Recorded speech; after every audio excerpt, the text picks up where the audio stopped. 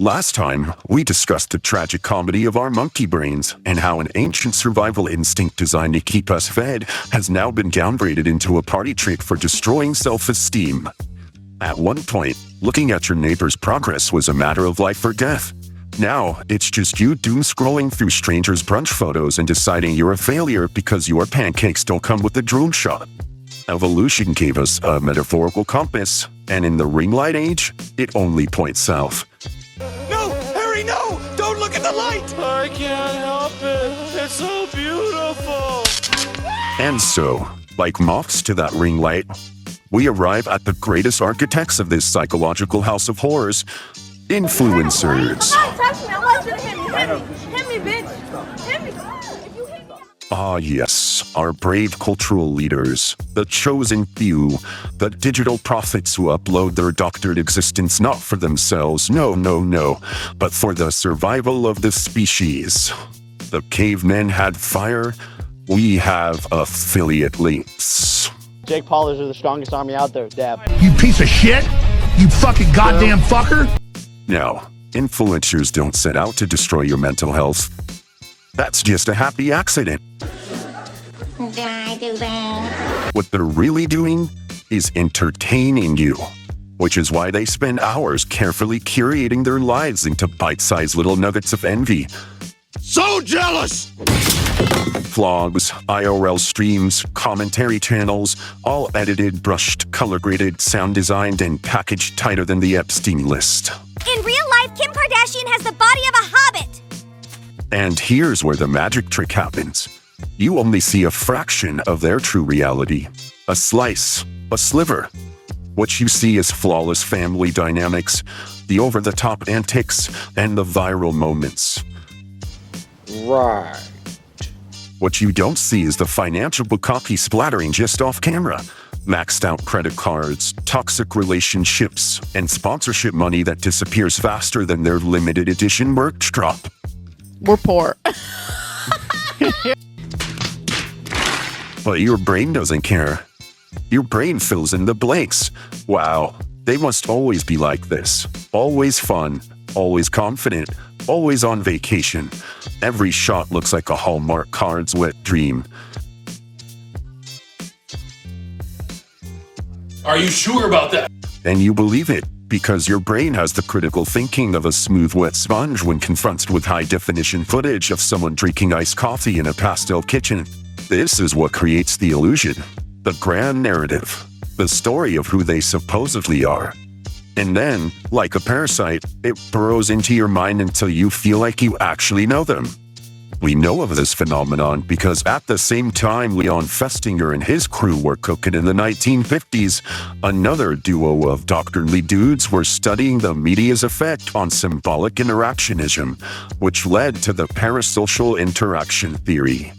This theory describes how even though consuming media is often one-sided in reality, people sometimes feel like they're in a reciprocal face-to-face interaction with the media persona of those they regularly see on screen.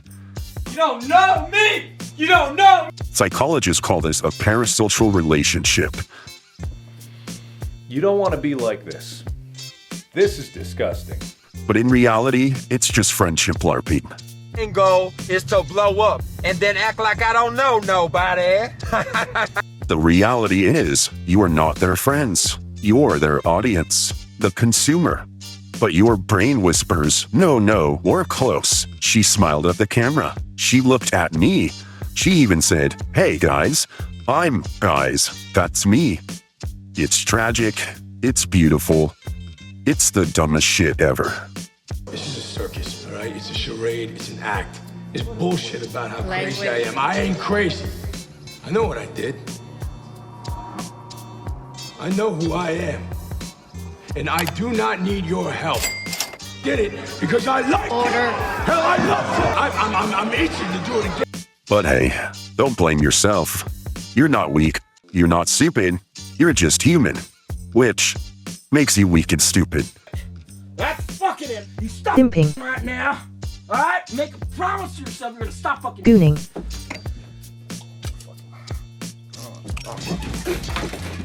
And as a stupid weak human, we have this wonderfully broken instinct to trust illusions if they look shiny enough.